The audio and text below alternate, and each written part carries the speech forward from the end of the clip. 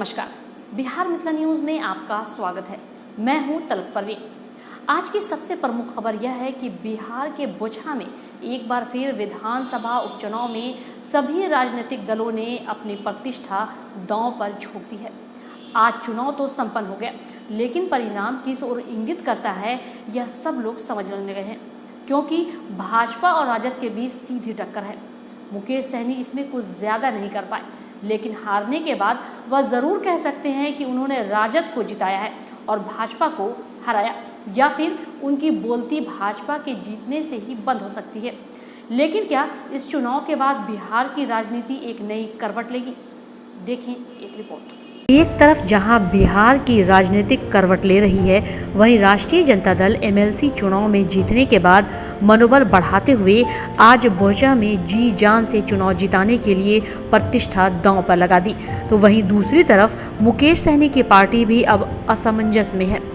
इतना तो मुकेश सहनी मान ही चुके हैं कि उनकी पार्टी को बोचहा विधानसभा उपचुनाव में हार हो जाएगी, लेकिन अब इनका मकसद जीतना नहीं बल्कि भाजपा को हराना है, जो पिछले एमएलसी चुनाव में दरभंगा में उन्होंने राजनीति चली थी।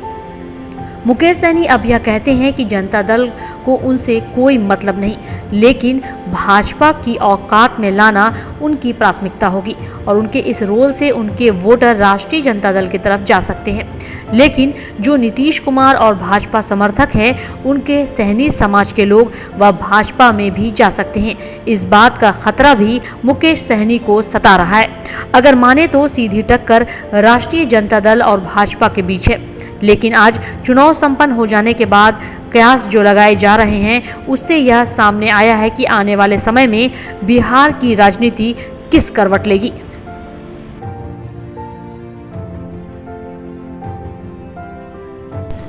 हालांकि राजनीति में उतार चढ़ाव दांव पेच होता रहता है, इसे जनता भी वाकिफ है।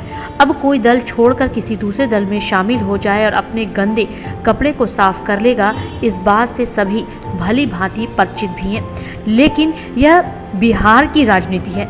राजनीति की जंग जहां से प्रारंभ होती है, वह कहां खत्म होगी, इसका अंदाज़ा लगाना काफ़ी कठिन है।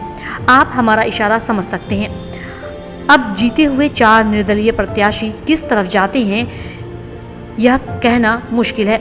इसमें अंदाज़ा लगाया जा रहा है कि एक राजद में, बाकी भाजपा में जाने की प्रबल संभावना है। राजनीति में यह बातें अच्छी तरह लोग जानते हैं। जिनके पीछे भीड़ होती है वह चुनाव हार भी सकते हैं। इस बात का अंदाज़ा उत्तर प्रदेश, पंजाब और अन्य जगह से लगाया जा सकता है।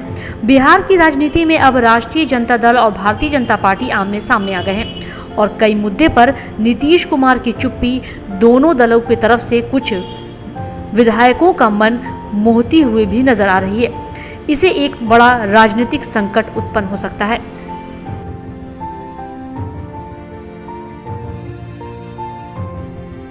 अब आप समझ सकते हैं कि चुनाव के बाद क्या राजनीति बदलेगी, क्योंकि चिराग पासवान, मुकेश सहनी, कांग्रेस और जनता दल मिलकर कोई बड़ा राजनीतिक गुल खिला सकते हैं और इनके एक हो जाने के बाद राष्ट्रीय जनता दल, भारतीय जनता पार्टी पर कई असर भी पड़ेगा। इस बात के कयास अभी से ही लगाए जा रहे हैं, लेकिन लोगों की माने तो अब 4 दल मिलकर बड़े दल को नुकसान पहुंचा सकते हैं, लेकिन सत्ता पर काबिज नहीं हो सकते, क्योंकि अलग अलग राष्ट्रीय जनता दल और भाजपा भी इन 4 दलों को अहमियत नहीं देगी। मुकेश सहनी को राजद में भी उप मुख्यमंत्री पद चाहिए, तो भाजपा में भी इस परिस्थिति में मुकेश सहनी कितने बड़े नेता हैं, इसका अंदाज़ा इस बार एमएलसी चुनाव और आने वाले विधानसभा उपचुनाव के परिणाम ही बता पाएंगे, क्योंकि अलग अलग इन दलों का कोई अस्तित्व ही नहीं है। हालांकि पप्पू यादव के कड़े तेवर और उनकी सभा को देखते हुए अब यह 4 दल पप्पू यादव से भी जुड़ने की संभावना बता रहे हैं, लेकिन पप्पू यादव का अंदरूनी तौर पर कांग्रेस के साथ चल रहा है, जिसके तहत अब एक नई राजनीति चुनाव के बाद होना संभव है। लेकिन इस तरह किसको फायदा और किसको नुकसान हो सकता है, इस बात की जानकारी इन 4 दलों के अलावा पप्पू यादव और राष्ट्रीय जनता दल के साथ साथ भाजपा को भी है, क्योंकि जदयू अभी मुखदर्शक बनकर देख रही है। हालांकि यह सभी जानते हैं कि जदयू और नीतीश कुमार एक बड़ा किरदार निभा सकती है बिहार की सत्ता पलटने में और बनाने में।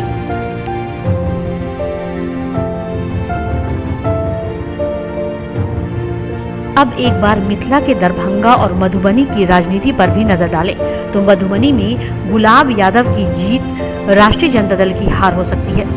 वहीं दूसरी तरफ सुमन महासेठ की हार एनडीए गठबंधन पर व्यापक असर डाल सकती है। तो दूसरी तरफ दरभंगा में राष्ट्रीय जनता दल के समर्थक और प्रत्याशी हारते ही सीधा अपने बड़े नेता पर उंगली तक उठा दिए और उन्हें बुरा भला कहकर पूरे जनता के सामने राष्ट्रीय जनता दल की खिल्ली तक उड़ाई।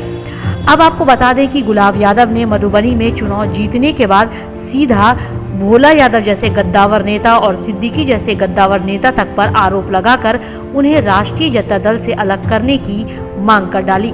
तो दरभंगा में भी उदय शंकर यादव ने चुनाव हारने के बाद फातिमी जैसे गद्दावर नेता के मुकाबला सिद्दीकी के साथ कर दी और यह बता दिया कि राष्ट्रीय जनता दल में फातिमी जैसा गद्दावर नेता होना चाहिए जो राजद को बचा सके। तो अब संभावना यह व्यक्त की जा रही है कि आखिर चुनाव के बाद बिहार की अगली राजनीति क्या होगी। क्या दरभंगा मधुबनी से बदलाव होगा, क्योंकि यह भी जानते हैं कि दरभंगा मधुबनी और समस्तीपुर के वोटरों और विधायकों के बल पर ही बिहार में एनडीए सरकार बनी है। तो क्या इस बात की प्रबल संभावना है कि दरभंगा मधुबनी समस्तीपुर से ही एक बार फिर बिहार की राजनीति करवट लेगी, यह नया संभावना और दलों को भी दिखेगा, या फिर क्यास के बल पर ही चलेगी बिहार की राजनीति। Bureau report, Bihar Mithila news.